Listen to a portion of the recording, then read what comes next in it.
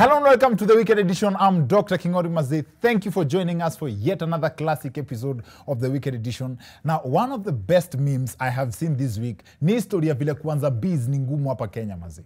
Ati ninja fulani alinunua beli ya 25k pale Gikosh, akafungua akapata ni nguo za karate. Alafu jamaa hapo chini anaenda na reply ati ninja sasa hapa hiyo nguo, hapa hizo manguo apigane na umaskini as a solution. This now coincided with a post niliekea wadau pale Facebook ya kuuliza ni biz gani mtu anaweza anzisha na 10k. Halafu I also on the same post nikauliza mnipatie suggestion ya who would be the best guest for the topic of what it takes kuomoka through biashara hii Kenya yetu. And one of our guests for this episode is one of the mentioned names on the comment section. Watu wanamtambua sana kama guru wa the mitumba business, and I managed to get her. Maze, thanks to your recommendations, Grace Wambere is in the house. Also in studio is the CEO of Bizna Kenya, one of the leading business websites in the country. Wanakava biashara zote maze kuanza kwa ideas na projects ziko tried and tested. Tony Mello is in the house. We'll be talking to them in a bit, but first, the courts have ruled that 8 cabinet secretaries in the Jubilee government are in office illegally. While reacting to this news, a section of Kenyans were surprised to hear that there had been someone in office in the first place. You know, the general feeling has always been we are on our own.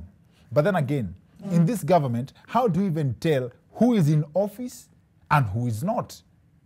Could this also mean that the anger Kenyans have expressed on the government's COVID-19 response measures is because the president has been receiving illegal advice? So hata kafyu inaweza kuwa tu ni idea mtu hajavetiwa. It could be anyone's suggestions. Mbarambamba tu fulani ameamua Wakenya wafike home mapema. The courts made this ruling on the basis that the said CSs, including Super CS Fred Matiang'i, were not vetted into office since the outbreak of Ben Gedai. Dani, to the State House, Uhuru Ruto. Unajua kitu fani na Wakenya ni ati watu walikuwa na celebrate ngoma them days wanaichukia na walikuwa wanaitumia walikuwa na celebrate walikuwa wanaitumia allegedly kumock watu wenye walikuwa wanaichukia then, but sasa the tables have changed, the vice versa is now true. This jam is now arguably Kenya's most hated jam after the jam that was witnessed on Thika Road this week. Maze wadau waliala nje after police erected a surprise roadblock on Thika Road this past Sunday to net Kenyans who were out of their homes by 8 p.m. yenye imewekwa curfew. And this is a confirmation of the long-standing claims by haters that traffic in Nairobi has always been caused by the police. On the flip side, watu wa Mombasa Road walikuwa wanashangaa watu wanalia nini? Na hiyo masaa watu walikuwa wamekwama Thika Road ni the standard time ya kutoka Mlolongo mpaka airport na hamujafungiwa na mtu. What is that? Watu wanaishi Athi River mazee wa ukamtao ndio warudi home. Ukitoka Athi River anytime after 6:30 asubuhi unaweza kuwa na bahati sana ukikula lunch Nairobi. Ukitoka hiyo masaa, in fact, ukijaribu kukaa town more than 30 minutes, hakuna vile unafika home before curfew. In fact, kuna watu hurudi home na ile gari wamekuja nayo. Unafika tu town na jamii, sasa kuna hata haja ya kwenda job. Now, here I think I was something else. For the first time, Wakenya walishikwa alafu wakabeg polisi wakubali walale ndani. This operation actually caught a lot of people off guard. Hii ilikuwa ile siku hata Diana hakuwa na bahati. Right about now, niko Thika Road, and the situation right now is that curfew time imefika, so they've blocked the roads. Now wamesema, you know what?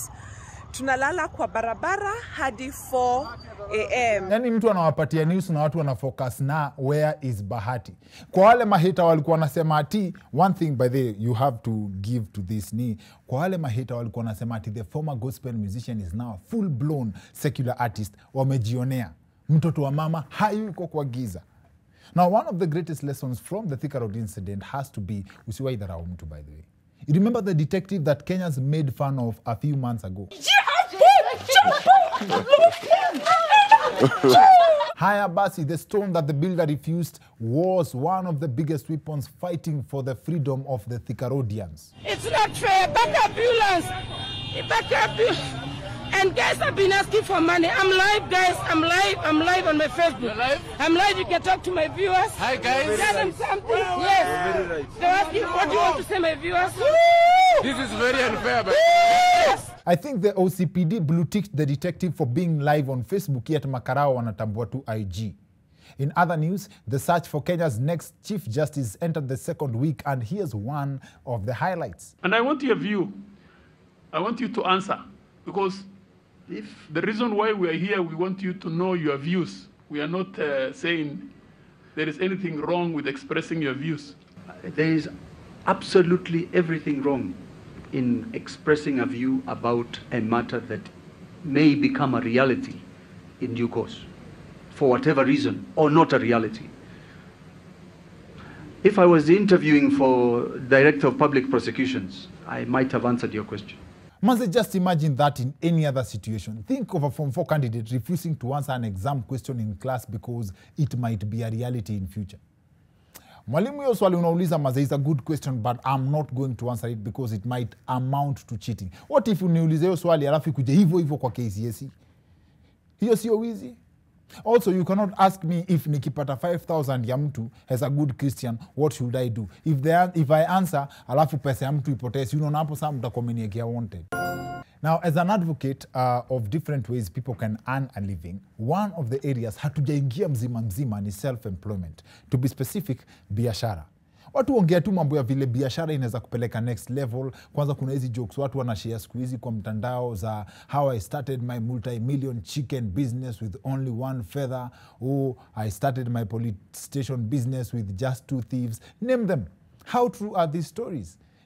How true are these stories that starting from the bottom to the top? How practical is the Kenyan business environment? We are breaking this down with 2 experts on the other end of this short break. Our guests ni Tony Melo and Grace Wambere. Watu wako na experience ya biashara, and I can guarantee you they are good vibes. They are joining us on the other end of this short commercial break. So see you guys in a bit.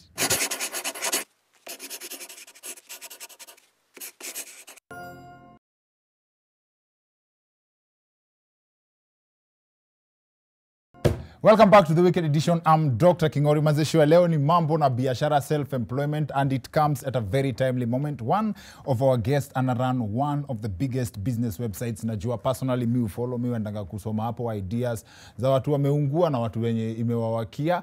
Inaitwa Business Kenya. CEO wao Tony Melo is in the house. Thank you. Karibu sana. Alafu also in studio with us ni madam moja niliuliza wadau pale Facebook watuambie ni nani tunaweza leta kwa guest atuchanue kwa hii mambo ya biashara. Watu wanatuambianga mazi nilianza biashara na biashara yangu ya kuku ilianza na mayai moja na sijui nimefika hapa multi-millionaire. Mtu akatuambia wasi tupatieni guest mwenye mnafikiria anaweza represent poa kwa hii topic.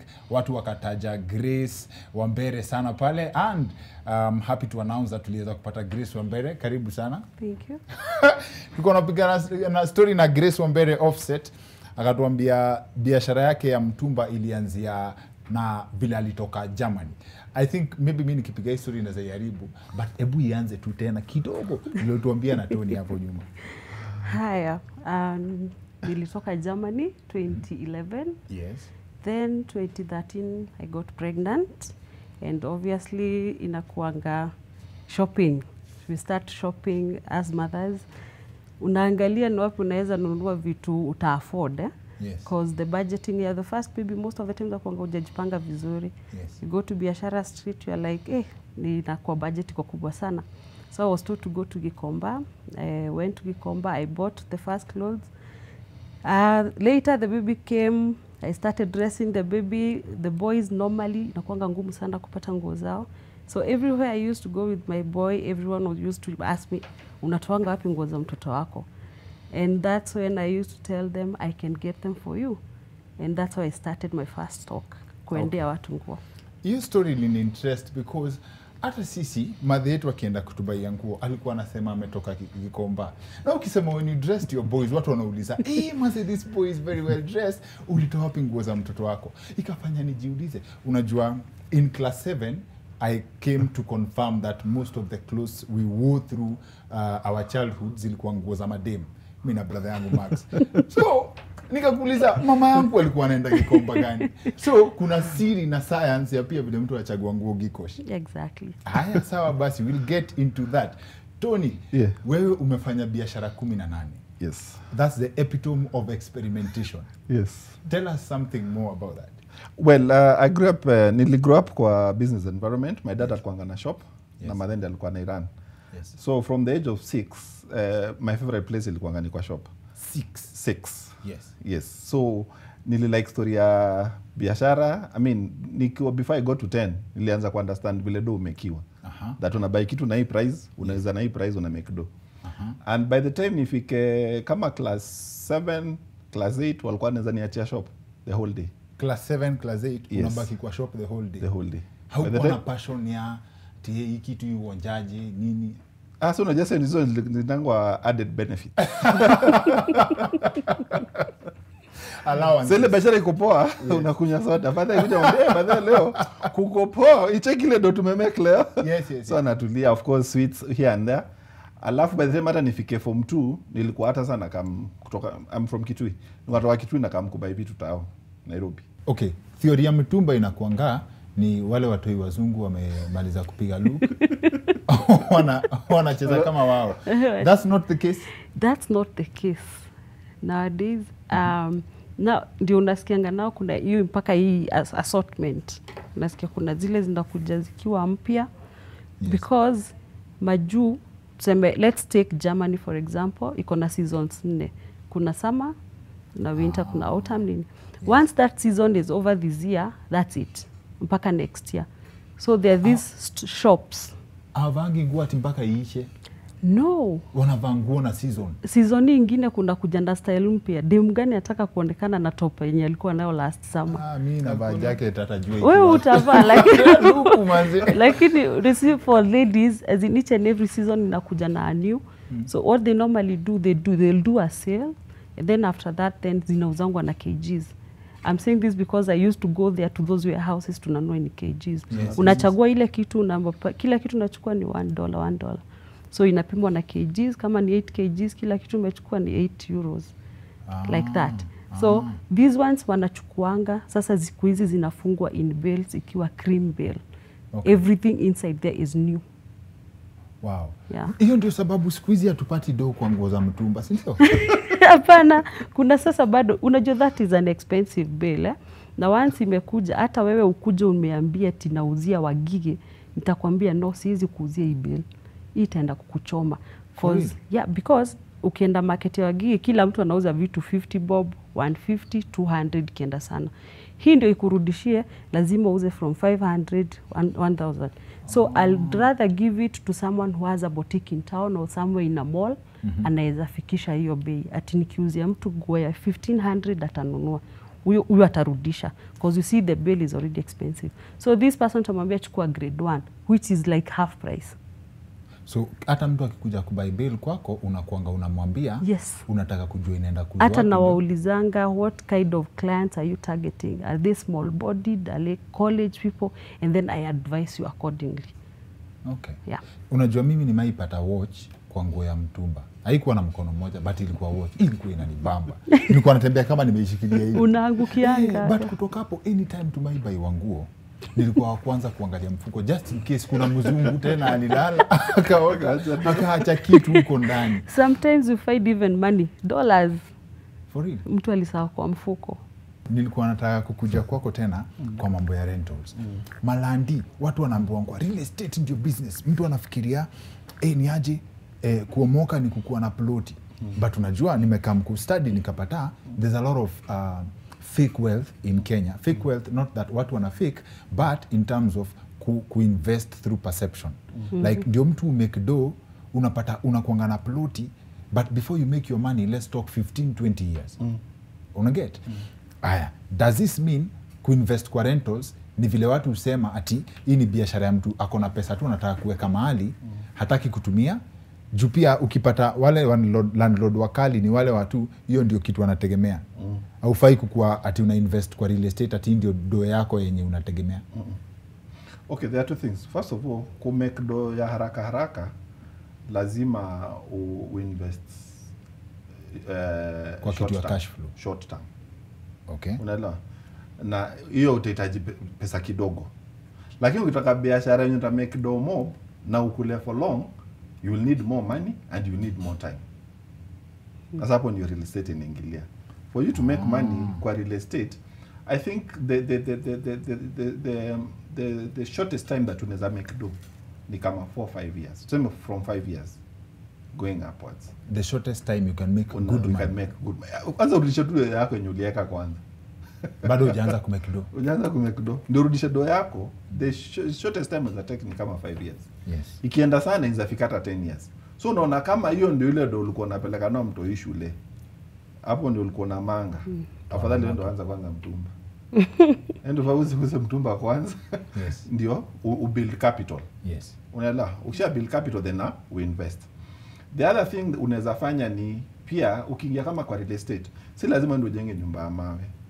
Kuna nyumba pia za mabati na watu wanalipia. Okay. Yes. Kwa hivyo kama una ile domo unaweza pia start small, na hata kama uko na kiwanja kubwa and start kama tuseme kama room kama 4-5. Yes. Let's say like 4 rooms. Unajenga hizo zinaanza kupatia do and then you are able to grow. But usually badala ya kungangana kitu ambayo pengine inaweza kulemea, because unaweza imagine unaweza kuwa na story ya hizo room 4 alafu covid happen. Na Grace, kwa ndio ufike place ya importation, right? Wase wanasema cost of doing business Kenya ni ngumu sana. Kwa sababu kama taxation for example, like ni aje, sema kama ukienda ununue bail hapa versus kununua majuu, kuna wase sema kama ukiletewa manguo on a different channel, ukisema unavuruta sasa peke yako, unapata mnagawana do na gava katikati. Is that true? Before mitumba haikuwa na tax. Haikuwa na tax kitambo. Imeanza juzi. Okay. So the cost ilikuwa hizo za shipping, then tunashikana watu kama watatu to bring a full container. Yes. Then unapata like luckily now have been in Germany, kuna those investors who are willing to wanaleta, mimi nachukua profit, wao wanachukua the capital. Yes. So that's why I was that lucky. Juu ya mdomo yangu kubwa. Wezi sema hivyo manzi. Mimi huongea sana. And when I have interest I talk. And now being online, they are also observing, because you see being on Facebook doesn't mean only Kenyans are watching. Yes. Others are watching, and you can see those places I was living, pia wow, they are still my friends on Facebook, and they get the ideas. They're like, by the way, we can do this with you, we can bring, we can do, yeah. Sawa. Na ukikam kwa busy kama ya mtumba, wasa wanasema mtumba imekill, sema kama textile industry ya Kenya. Not true. Not true, because do we have the raw materials, enough raw materials for the textile industry in Kenya that can feed us all? No. Then even if we were to make those clothes here, will it reach there? You know, we are 3 categories. Kuna wale wako very poor, kuna wale wako katikati, they are the rich ones. Yes. Can a family of 5 kids living somewhere in a slum afford clothes like one cloth ina cost 1K? Noma. Na ukisema kuna hizi different categories. Hii time yenye mama yangu alinibaia shati noma ya 20 bob. Alikuwa fagia. Na madhe yangu I think alikuwa strategic, alikuwa ananunua nguo hata yeye anaweza vaa. So hii ndio mtu akuuzie nguo 5 bob hata yeye make profit hapo. Exactly, because you've opened a bill. I can do a breakdown of a bill. For example, right now there's a bill inaitwa chiffon tops. Yes. Chiffon tops goes for 19K a full bill. It will give you around 250 pieces. A normal price here chiffon top is from 200 to 350. So just take the first 100, the best ones. Ziuze na 200, 250, 300. So you've got your 20K na kwenda juu. Hizi zingine zinashuka 150, so zikibaki unasema chukue na 50-50 hata na 10-10. So that's the science. Yes. Alafu, Tony, in your experience, how hard is it to be a stable millionaire in this country? Clean. It's possible, but it's difficult.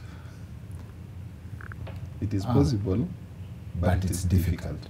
And especially for most of the younger people. By the way, the reality is that people actually make real money in their 50s and 60s. No, wait. Yes. people make real money Real in their money and 50s real and wealth. 60s. Yes. Real money, real wealth comes in their 50s and 60s. Wacha watu wanatisha watu na magari kwa boss. Watu wa bank wakitisha mikopo yao. So he There's that age, yeah. Of course, yes, there are guys who are lucky, especially now with with technology. I mean, kuna msee anaweza kwenda kaandika code, Yes. software fulani, akalipwa 50 million. 50 million cash. Yes. Unacheki, but there are very few. Majority wangani look. The image na perception. Image na perception. But it is possible. But like Grace is saying, it is you work on it pole pole. Like I've been in business for 18 years.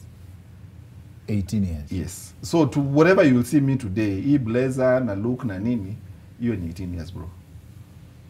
Kwa hivyo utaanza jana ama 2 years alafu utake tupima. No, before utoke kwa hii before utoke kwa hii poverty age bracket. Yes. Yeah, sijui let's say 20 mpaka 35 towards your late 35. Yes. Kuna lessons wewe uliblanda, kuna places uliblanda ukianza zenye sasa ukilook back unajiambia maybe wase wa generation zetu wana make sahi. Yes. The first thing ni vile Grace amesema over diversification. You know, kurukia tu vitu because hii idea. By the way, most of these hot ideas hazinanga do. Most of the hot ideas ni I mean, mkebe. because like I just give an example and apologies to anybody who's doing this business. Yes. Ni wase wangapi wamekuinbox juu ya forex na cryptocurrency? Watu wako na do, watu wana make real money ni hiyo age ya uko juu. Inaitwaje? Watu wanaitanga old money but yes. Ni do ime take time. Right? So basi when it comes to how people should behave na mambo na do, si ndio? Watu ambiwa umepata ka job, umenunua gari na hujajenga. Kujenga inaweza kuwa defined as success, like na wewe ushajenga, wewe uko sawa. Okay, let me just talk to that. Saizi, by the way, penye tuko sahi. Yes. I wouldn't advise anyone to buy a house. So it's much cheaper to rent. If I could sell my houses today, I would sell them, all of them. Okay. If I could, I would sell all of them today and rent. Because unaishi hawa ya 25 million. Na unaweza ipata na 100k. Ama unaweza ipata na 75k. Yes. Which is easier. When ufunge 25 million, ikaage hapo, ama ufungue 25 million, ufanye nao biashara, utakuwa, if you give me with 25 million, I can make almost over 500,000. Actually over a million. Every month. So, alafu ulipe rent ya. Unaenda lipa 100. Definition yako ya kufika sasa ni gani?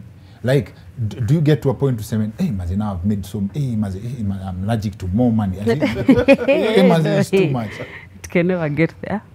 I don't think it gets there. But, you know, like I having 3 kids, being a single mom, it makes me happy to see that my kids are going to a good school.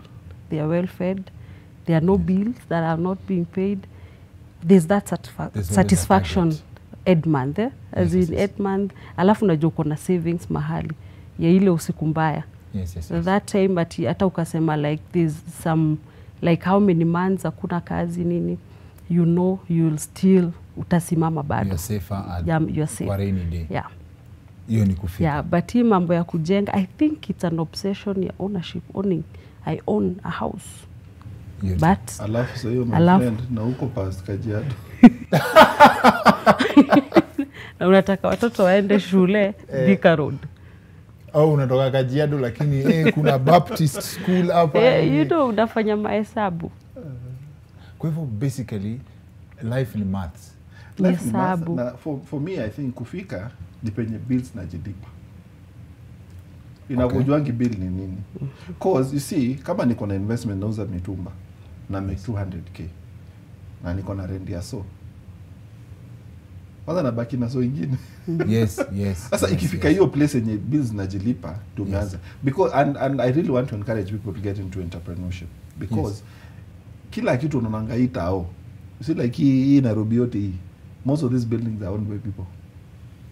Of course. Yes. Business will give you the best life, even more than you've ever dreamt of. But lazima ukue umejipanga na utie bidii na work. But still, I want to mention this that si kila mtu anaweza fanya biashara pia. Okay.